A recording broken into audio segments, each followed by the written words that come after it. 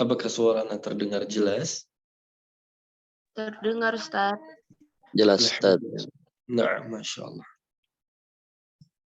Taib, ana izin belum bisa buka kamera di pertemuan hari ini. Insya Allah ini pertemuan berikutnya. Semoga Allah mudahkan. Ana bisa open kamera kembali insya Allah. Taib, para ikhwah, kita mulai insya Allah 1 menit lagi. Biiznillahi ta'ala.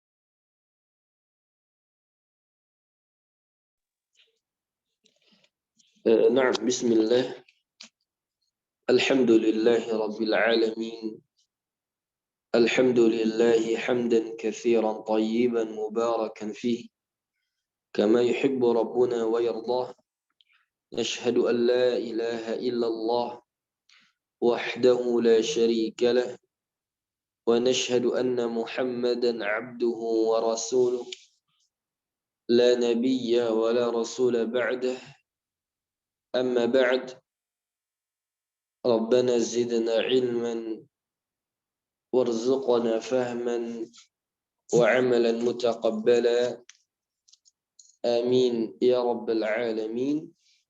أحييكم بتحية الإسلام السلام عليكم ورحمة الله وبركاته.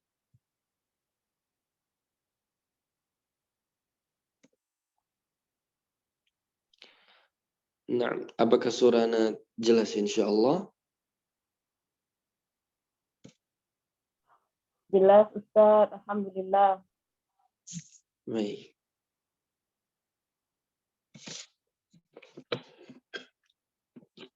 Alhamdulillah, kita bersyukur kepada Allah Subhanahu wa taala atas segala limpahan nikmat dan karunia-Nya. Allah Subhanahu wa taala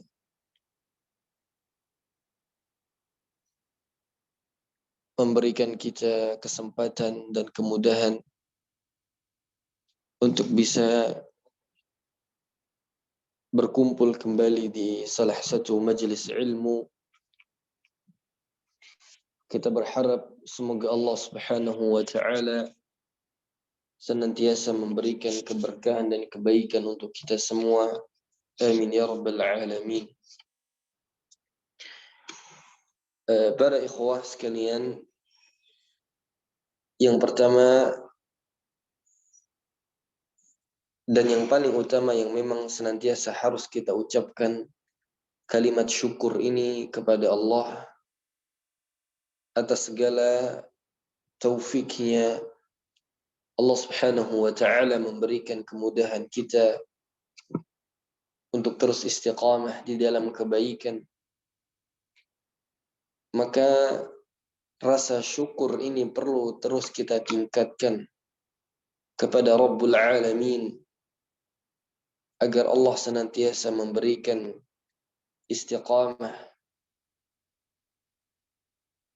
dan Allah jadikan kita hamba-hamba yang senantiasa di dalam taufiknya. Para ikhwah sekalian yang Allah muliakan, alhamdulillah kita akan melanjutkan kembali insyaallah materi kita di dalam pembahasan kitab At-Tibyan fi Adab Hamalatil Quran lil Imam An-Nawawi rahimahullahu taala. Kita sudah masuk di kita masih pada bab yang kelima fi adabi hamilil Quran, dan kita masuk pada pasal yang keempat. Kita masuk pada pasal yang keempat insyaallah. Naam, qala al-Imam an-Nawawi rahimahullahu taala, beliau mengatakan faslun, pasal yang keempat dari bab yang kelima. Sebagian para muhaqqiqin, para pensyarah dari buku ini, dari kitab ini, mereka memberikan judul fil amri bita'ahudil Qur'an والتحذير من تعريضه للنسيان, yaitu perintah untuk berupaya menjaga ta'ahud, berusaha untuk menjaga Al-Quran, wat-tahdzir, dan ancaman min ta'ridihi lin-nisyan, ancaman buat kita yang sengaja melupakan Al-Quran. Para ikhwah sekalian yang Allah muliakan, yang pertama yang ingin kita sampaikan bahwa ada faidah yang perlu kita kaji pada pembahasan atau pada pasal ini berkaitan dengan lupa, an-nisyan. Kita perlu tahu, ikhwah sekalian, mungkin sebagian kita merasa bagaimana galaunya ketika hafalan itu hilang. Sebagian dari kita merasakan bagaimana beratnya hafalan yang sudah terus diulang ternyata makin sering lupa. Sebagian dari kita mungkin futur, bahkan berhenti di tengah jalan. Karena Allah uji dengan rasa lupa. Allah uji dengan lupa. Ya, mungkin di awal dia menghafalkan Quran, di awal dia menuntut ilmu, ketika target yang dia capai, dia mampu untuk dia kerjakan, maka akhirnya dia istiqamah. Lambat laun ternyata hafalan itu semakin banyak yang harus dia hafal, semakin banyak yang harus dia murajaah. Ya, ternyata ketika dia ulang, dia merasa keberatan. Mungkin sebagian dari kita merasakan bagaimana beratnya murajaah Al-Quran ini. Bahkan sebagian dari kita sudah belasan tahun, bahkan mungkin sejak dia SD, orang tuanya mengiringnya untuk masuk ke pondok tahfidz, untuk menghafalkan Quran. SMP dilanjutkan lagi, SMA begitu pula, sampai di tingkat mahasiswa. Ternyata hafalan dia nggak kuat-kuat. Nah, dari musibah lupa yang kita alami, ikhwah sekalian, kita perlu bersyukur kepada Allah Subhanahu wa taala. Yang ini perlu Anda tekankan, bahwa lupa adalah karunia Allah Subhanahu wa taala. Lupa, ya, adalah nikmat terbesar yang Allah anugerahkan kepada kita. Kita perlu bersyukur kepada Allah. Kalau seandainya di antara kita, para jemaah sekalian, ya, enggak Allah berikan rasa lupa, mungkin tidak ada di antara kita yang mampu untuk berdiri tegak, untuk menjalani kehidupan ini. Kalau misalnya kita nggak diberikan rasa lupa oleh Allah Subhanahu wa taala, maka tidak ada kebaikan yang banyak yang Allah berikan kepada para penghafal Al-Quran. Mereka sama aja dengan umumnya orang-orang yang tidak ingin menghafalkan Quran. Kenapa? Karena pahalanya biasa-biasa aja. Maka rasa lupa para ikhwah, kita harus rubah mindset kita ini. Kita harus rubah bahwa lupa itu adalah nikmat terbesar yang Allah berikan kepada kita. Kita perlu bersyukur. Kenapa? Yang pertama, di antara faedah yang disebutkan oleh para ulama kita bahwa lupa itu adalah nikmat, di antara faedahnya listiqamil hayah. Agar orang-orang itu istiqamah untuk hidup di dunia ini. Agar orang itu terus berjalan dengan kehidupannya. Kalau seandainya lupa tidak Allah berikan, mungkin tidak ada di antara kita yang bisa istirahat. Kenapa? Karena memikirkan keburukan-keburukan orang lain. Memikirkan masalah-masalah yang dia punya sejak dulu. Bayangkan, kalau dari sejak lahir nih, kita punya banyak masalah, Allah nggak berikan rasa lupa, mungkin kita galau setiap hari. Bahkan mungkin semua kita ingin bunuh diri. Karena beratnya beban kehidupan. Ya. Ternyata banyak juga orang yang punya hutang, dia masih bisa istirahat. Kenapa Allah berikan rasa lupa bagi dirinya? Orang yang punya banyak musibah, ditimpa dengan duka-duka, misalnya kematian fulan, orang tuanya, kematian saudaranya, sahabatnya, ya. Atau masalah-masalah problematika kehidupan. Kalau Allah gak kasih lupa, ikhwah, kita gak akan bisa istiqomah untuk hidup. Karena beratnya beban yang Allah berikan kepada kita. Maka kita perlu bersyukur kepada Allah Subhanahu wa ta'ala. Ini yang pertama. Listiqamil hayah. Yang kedua, di antara faedah yang disebutkan oleh para ulama, kita akan besarnya nikmat rasa lupa, kita akan mendapatkan pahala yang banyak.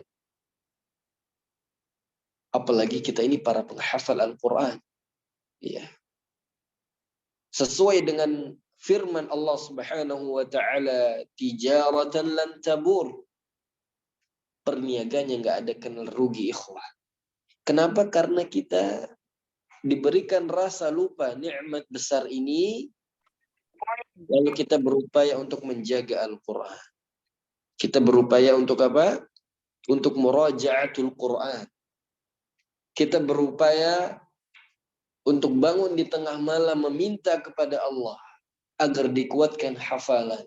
Bangun di tengah malam untuk muraja'ah, berusaha menguatkan hafalan. Ini kebaikan yang mungkin kita lupa. Kita lebih sering mencela dengan nikmat yang besar ini. Subhanallah. Kita khawatir kita termasuk orang-orang yang kufur nikmat. Dan ini perlu kita sampaikan kepada anak didik kita, buat para guru, atau buat kita yang sedang melewati proses menghafalkan Quran. Siapapun kita, mau ibu rumah tangga, mau pekerja, ya, atau dengan kesibukan yang lain yang kita sedang menghafalkan Quran. Yang mungkin waktu kita tidak prioritas untuk itu, tapi kita berupaya untuk menjadi seorang penghafal Al-Quran. Ya. Yang mungkin pagi kita hafal, kemudian ada kesibukan, siangnya sudah lupa, kita hafalkan lagi, kesibukan lagi, malamnya kita ulang lagi. Maka sekali lagi ini kenikmatan yang Allah berikan kepada kita. Ini nikmat bisa murajaah Al-Quran, ya karena Allah berikan rasa lupa ini.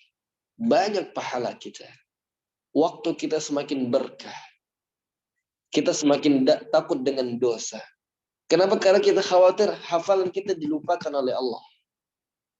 Walaupun salah satu sebab orang itu susah untuk menghafal atau cepat lupa, ya mungkin karena dosa dia. Maka dia terus berusaha bertaqarrub kepada Allah Rabbul Alamin. Ini bentuk cinta. Cinta Allah Subhanahu wa ta'ala kepada kita, Allah berikan nikmat lupa, ikhwah. Maka ini perlu kita renungkan. Ini perlu kita renungkan kembali. Bahwa nikmat lupa ini kita perlu bersyukur kepada Allah. Maka paling tidak ada dua kebaikan yang tadi kita sebutkan. Agar orang itu terus berusaha untuk menjalani kehidupannya.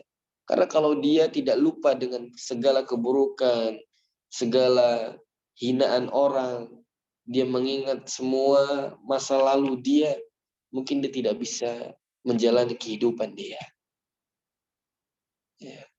Mungkin kita punya masalah dalam rumah tangga di pagi hari. Allah berikan nikmat lupa sehingga rumah tangga kita terus sakinah. Mungkin sebagian dari kita punya masalah di dalam dunia kerjanya, di tempat kerjanya. Allah berikan lupa sehingga esok harinya kita bisa berbenah. Kita bisa istirahat. Tidak terpikirkan dengan masalah yang telah kita lewati. Yang kedua di antara nikmat lupa ini buat kita para penghafal Al-Quran, para aktivis Quran, khususnya para hufazul Quran, ingatlah Allah ingin memberikan banyak kebaikan untuk kita. Allah ingin kita lebih dekat kepadanya. Jauhi maksiat. Ya, berusaha konsisten dengan waktu, memaksimalkan waktu yang ada. Ya, maka sekali lagi ini nikmat yang besar yang Allah karuniakan, nikmat lupa, ikhwah. Banyak orang mencela, ya, padahal ini nikmat yang besar. Nah, tayyib, kita mulai insyaallah taala. ثبت عن أبي موسى الأشعري رضي الله عنه. Ditetapkan dari Abi Musa al-Ash'ari, semoga Allah meridainya, anin Nabi sallallahu alaihi wasallam qala, dari Nabi sallallahu alaihi wasallam, ya, beliau bersabda, ta'ahadu hadzal Qur'an, ya, berusahalah untuk mengikat atau mengulang hafalan Al-Quran. Fawalladzi nafsu Muhammadin biyadihi, demi zat yang jiwa Muhammad berada di genggamannya. Lahu ashaddu tafallutan minal ibili fi uquliha. Sungguh Al-Quran itu asyad, ya, lebih cepat, tafallutan, ya, lepas, minal ibili fi uquliha, dari sebuah onta yang terlepas dari ikatannya. Nah, ini Ana ingin sampaikan faedah dari hadis ini, bahwa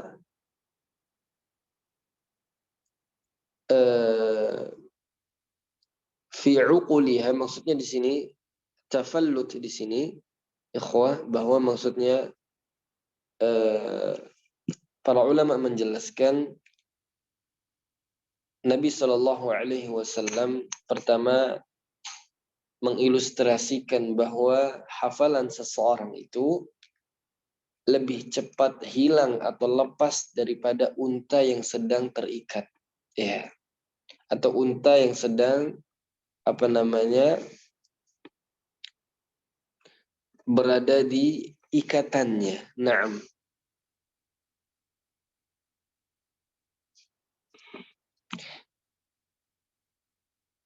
Yang pertama yang ingin Anda sampaikan bahwa ada dua faidah.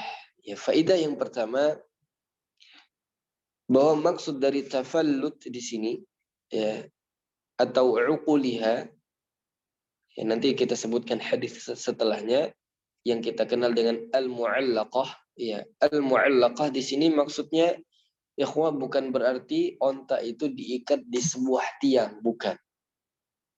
Ya.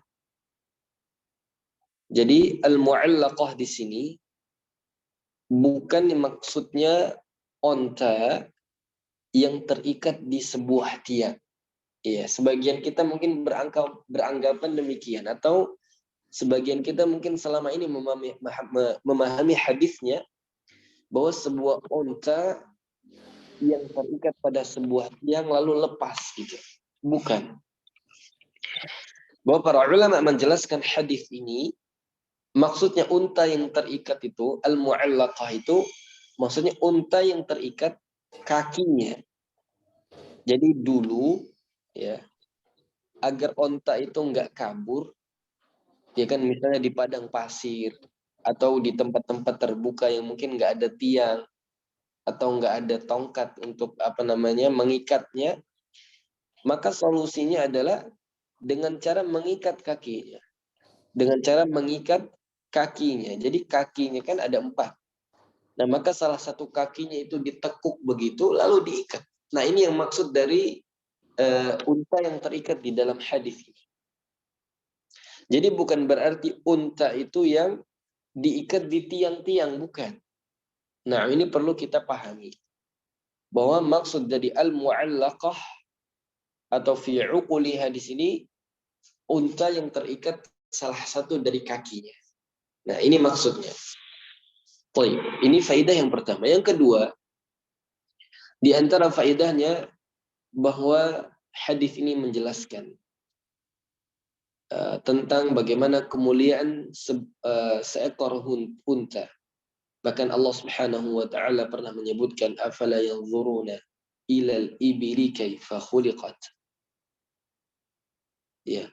Allah Subhanahu wa taala menyuruh kita untuk merenungkan dan mentadabburi akan penciptaan sebuah unta. Ya. Kami dulu pernah membuat karya ilmiah tentang ensiklopedia unta. Ya. Akhirnya kami berusaha membuka dan merujuk kitab-kitab yang luar biasa, Masya Allah. Di antara faedahnya, unta ini adalah hewan yang sangat cerdas. Ya. Unta ini adalah hewan yang sangat cerdas. Maka ketika kakinya diikat, salah satu kakinya kita tadi bilang al-mu'allaqah tadi, dia akan gampang sekali untuk melepaskan kaki tali itu. Saking cerdasnya dia ini. Nah, dia gampang kabur. Kalau nggak benar-benar kita ikat dan kita jaga ikatan tersebut. Nah, bukan berarti onta itu diikat di tiang, lalu dia bisa melepas sendiri atau dia tarik. Bukan. Bukan begitu. Tapi maksudnya, onta ini terikat kakinya, lalu dia bisa berusaha untuk membuka ikatan tersebut kalau kita nggak jaga dan kita ikat dengan kuat. Inilah makna dari hadis Nabi Shallallahu Alaihi Wasallam yang perlu kita pahami. Bahwa Nabi mengatakan bahwa hafalan Quran itu jauh lebih cepat, ya, dari seekor unta yang sedang terikat kakinya. Dia akan lebih cepat untuk hilang. Maka perlunya ta'ahud, ya, perlunya ta'ahud, yaitu perlu menjaga dan mengulang hafalan Al-Quran. Ya. Jadi nggak ada istilah hafalan abadi. Ya, adanya murajaah yang abadi. Karena Nabi Shallallahu Alaihi Wasallam yang sabdakan ini, ikhwah. Jadi nggak ada orang yang mutqin abadi, itu nggak ada. Mutqin abadi itu nggak ada. Karena kita manusia. Mau sehebat-hebatnya orang, kalau dia nggak murajaah, ya, maka hafalannya akan hilang. Semutkinnya dia di ma'had, kalau dia tetap tinggalkan setelah dia keluar dari ma'had, hafalannya itu akan hilang. Maka pentingnya ta'ahud. Dan ini wahyu dari Allah Subhanahu wa ta'ala. Menunjukkan bahwa hafalan itu akan bisa lemah. Hafalan itu bisa hilang. Dan ini resiko yang harus kita rasakan. Sebagai seorang penghafal Al-Quran. Kalau ada orang yang ingin hafal Quran lalu dia nggak ingin lupa, jangan pernah menghafalkan Quran, ikhwah. Ketika kita bertekad, berazam, ingin menghafalkan Quran, maka salah satu resikonya hafalan itu akan hilang. Sebagaimana ketika orang berbisnis, dia tahu resiko dia pasti rugi. Begitu juga hafalan Quran, ikhwah.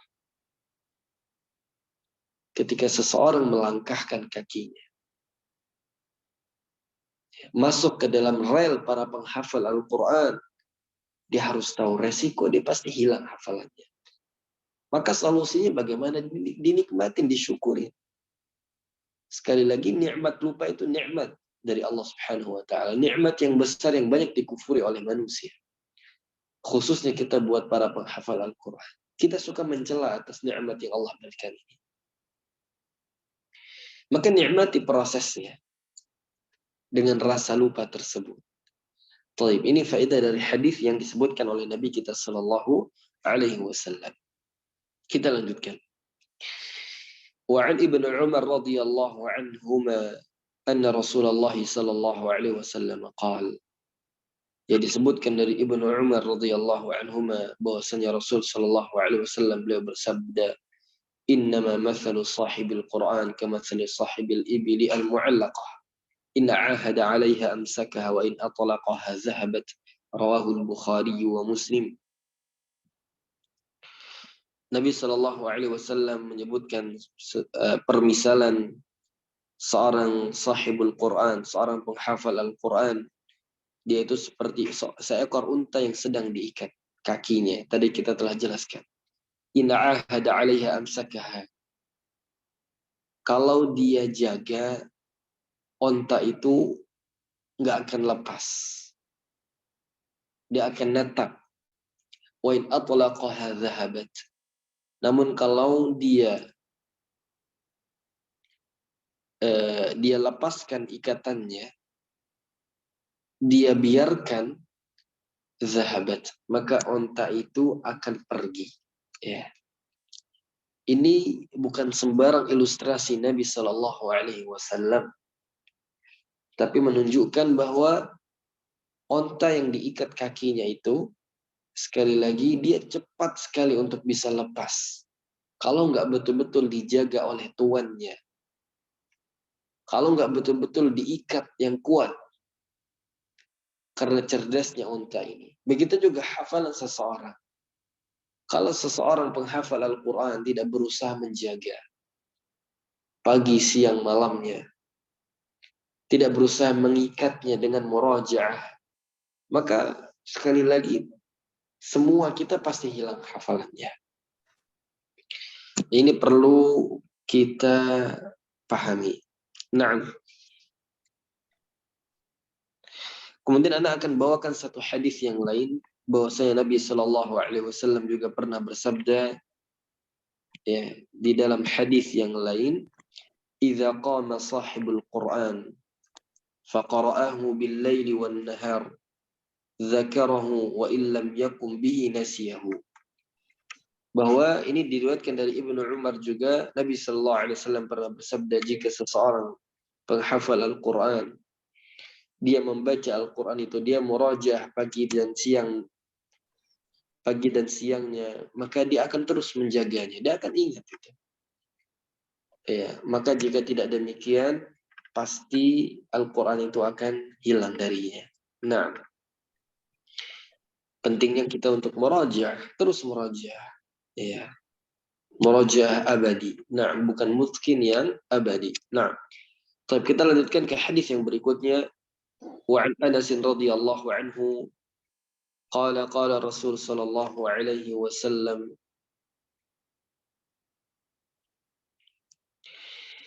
"Uridat alayya ujur ummati hatta al-qadhatu yukhrijuha ar-rajulu min al-masjid." Ditampakkan kepadaku, dihamparkan kepadaku pahala-pahala umatku sampai, ya, al-qadhah, sampai debu yang dihilangkan oleh seseorang atau yang dibuang oleh seseorang dari sebuah masjid. Bahwasanya Nabi Shallallahu Alaihi Wasallam beliau menjelaskan bahwa beliau akan ditampakkan pahala umatnya sampai hal-hal yang kecil, dosa yang paling kecil, pahala yang paling kecil, afwan.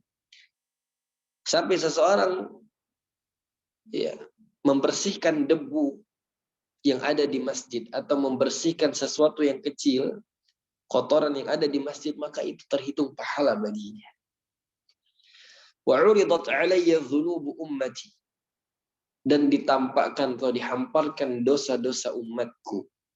Falam ara dhanban a'zama min surati min al-Qur'an aw ayatin utiha rajulun thumma nasiyaha. Dan ditampakkan dosa umatku, dan tidak ada dosa yang paling besar. Subhanallah. Ini termasuk dosa yang besar yang Allah berikan kepada seseorang surat atau ayat dari Al-Quran, kemudian dia lupakan. Nah, ancaman ini ikhwah, bukan untuk menakut-nakuti kita agar kita nggak menjadi penghafal Al-Quran, bukan. Ya. Kita tahu dan kita sadar bahwa kita ini hanya seorang hamba. Ya. Bahkan Nabi SAW katakan, kullu bani Adam khata'.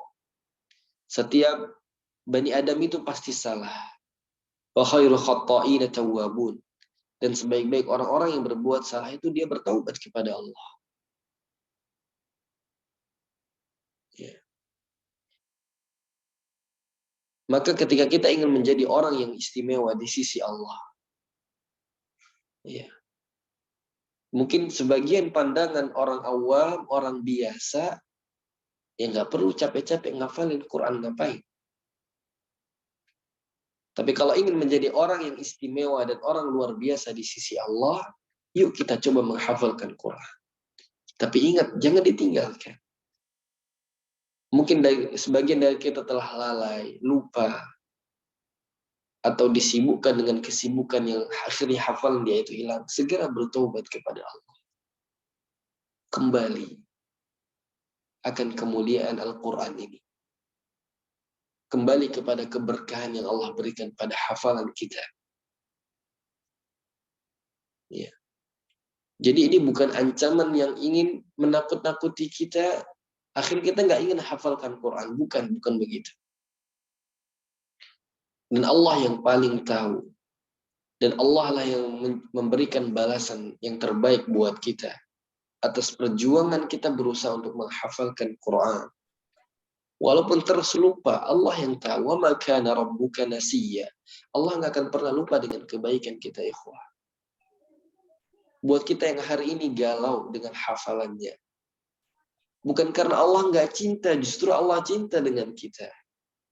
Bukankah Nabi kita sallallahu alaihi wasallam pernah mengatakan innallaha idza ahabba 'abdan ibtalahu. Bukankah ketika Allah cinta kepada seorang hamba, Allah akan uji dia.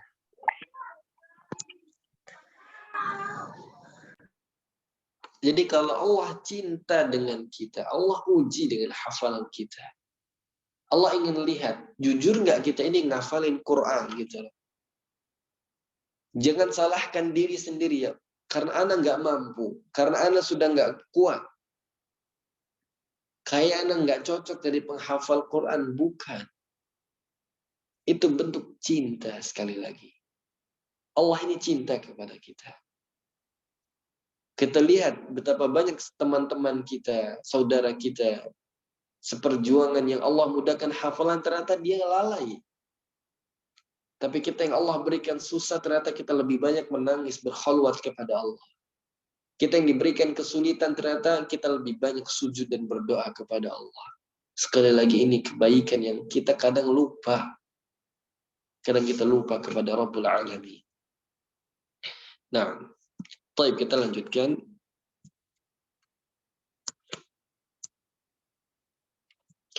Wa an Sa'ad ibn Ubadah radhiyallahu anhu an Nabi sallallahu alaihi wasallam man qara'a al-Qur'an thumma nasiyahu laqiya Allah azza wa jalla yaumal qiyamati ajzam. Barang siapa yang membaca Al-Quran, maksudnya dia menghafalkan lalu dia lupa, maka maksudnya dia melupakan secara sengaja.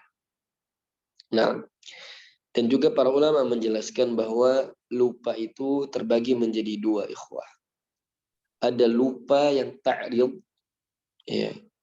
Ta'rid yaitu lupa yang disengajakan, ya, dia betul-betul sengaja ingin tinggalkan Quran itu. Maka lupa ini yang tercela. Ada lupa yang sebab khalqiyah, yaitu faktor ciptaan Allah Subhanahu wa taala, atau sebab-sebab yang mungkin tidak terduga. Karena kadang sebagian kita lupa karena faktor usia, sebagian kita lupa atau karena pernah ketabrakan, kecelakaan, akhirnya Allah berikan ingatan yang lemah.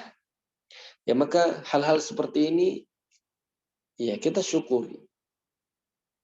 Nah, tapi dua hadis ini menjelaskan bahwa seseorang itu betul-betul meninggalkan dengan sengaja hafalannya.